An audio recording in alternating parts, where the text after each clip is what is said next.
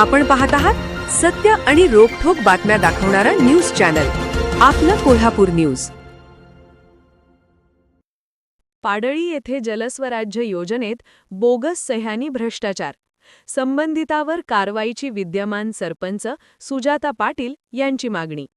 मौजे पाडळी तालुका हातकणंगले गावातील जलस्वराज्य योजनेत भ्रष्टाचार करून या योजनेद्वारे ग्रामपंचायतीमधील ग्रामपंचायत अधिकारी, सरपंच व काही सदस्यांनी योजना गावाच्या माती मारली आहे व शासनाची फसवणूक केली आहे। या पाणीपुरवठा विभागाचे कर्मचारी देखील आहेत, अशी तक्रार विद्यमान सरपंच सुजाता पाटील यांनी पंचायत समितीपासून पालकमंत्र्यांच्या पर्यंत केली आहे। जलस्वराज्य योजना ग्रामपंचायत पाडळी यांच्या ताब्यात नाही, पण तत्कालीन सरपंच यांनी जलस्वराज्य योजना सुरू केली आहे। पाणीपुरवठा सुरू आहे अशी खोटी व दिशाभूल माहिती शासकीय कार्यालयाला कळवून शासनाची दिशाभूल केली आहे। जलस्वराज्य योजनेच्या लेखाजोखा समितीच्या अध्यक्षा व तत्कालीन सरपंच यांनी या काळात लाखो रुपयांचा भ्रष्टाचार केला। या योजनेतून त्या एक थेंबही पाणीपुरवठा झाला नाही।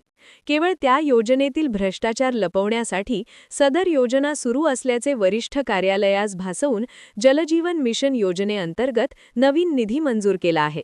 जलजीवन मिशन योजनेबाबत कोल्हापूर जिल्हा न्यायालयात दावा चालू असताना ग्रामपंचायतीकडे कोणत्याही पद्धतीने जलस्वराज्य योजना हस्तांतरित केली नसताना जिल्हा परिषदेकडे तत्कालीन पाणीपुरवठा विभागाकडील अधिकाऱ्यांनी संगणमताने खोटी माहिती, बोगस सह्या करून वरिष्ठ अधिकाऱ्यांना माहिती पुरवली आहे।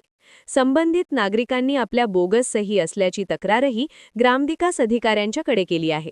यामुळे ग्रामपंचायत पदाधिकारी व पाणीपुरवठा अधिकारी यांनी संगणमताने जलस्वराज्य पाणीपुरवठा योजना सुरू असल्याचे कागदोपत्री दाखवून शासनाची दिशाभूल करून 1,39,00,000 रुपयाची फसवणूक, नुकसान केले आहे।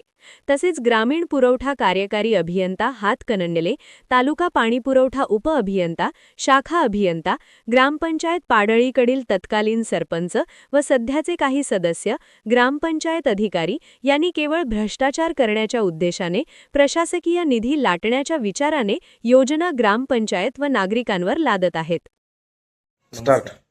नमस्कार, मी पाडळी गावचे विद्यमान सरपंच सौ सुजाता सुभाष पाटील। आमच्या गावातील जलस्वराज्य योजनेत फार मोठा भ्रष्टाचार करून तत्कालीन सरपंच, सदस्य व लेखाजोखा समिती अध्यक्ष व पाणीपुरवठा विभागाच्या पदाधिकारी यांच्या संगणमताने जलस्वराज्य योजना ग्रामपंचायतीकडे तसेच कोणत्याही शासकीय कार्यालयाकडे हस्तांतरित नसताना खोटा हस्तलेखा तयार करून तसेच तत्कालीन ग्रामविकास अधिकारी श्री एम.आर. पाटील व तत्कालीन सचिव सुकुमार महादेव दाभाडे, महिला विकास समिती सचिव सौ यशोदा नागनाथ पाटील व महिला विकास समिती अध्यक्षा सौ अनिता संपत मेते पाटील यांच्या बोगस सह्या करून 2024 मध्ये जिल्हा परिषद पाणीपुरवठा विभागातील संबंधित अधिकारी यांना हाताशी धरून जिल्हा परिषद पाणीपुरवठा विभागाकडे सादर केला आहे। त्या अनुषंगाने माहिती घेतली असता वरीलपैकी 4ही लोकांना सह्या आमच्या नसून बोगस आहेत अशी लेखी तक्रार सर्व शासकीय कार्यालयांना दिली आहे। तसेच केंद्र सरकार व राज्य सरकार यांना जलजीवन मिशन अंतर्गत वाडी वस्त्यांना अंतर्गत पाईपलाईन पाणी पुरवठा करण्याकरिता योजना जाहीर केली होती। त्या अनुषंगाने जलजीवन योजनाकरिता आवश्यक असणारी शासन नियम GR याप्रमाणे ज्या कागदपत्रांची पूर्तता ग्रामपंचायतीने केली आहे ती संपूर्ण खोटी आहे। तत्कालीन 2020 पासून असणाऱ्या सरपंच स्वतः पूर्वीच्या जलस्वराज्य योजनेतील लेखाजोखा समितीच्या अध्यक्ष असल्याने जुनी योजना कार्यरत नसताना पदाचा गैरवापर करून जुनी योजना कार्यरत असल्याचा शासनाकडे पत्रव्यवहार केला आहे।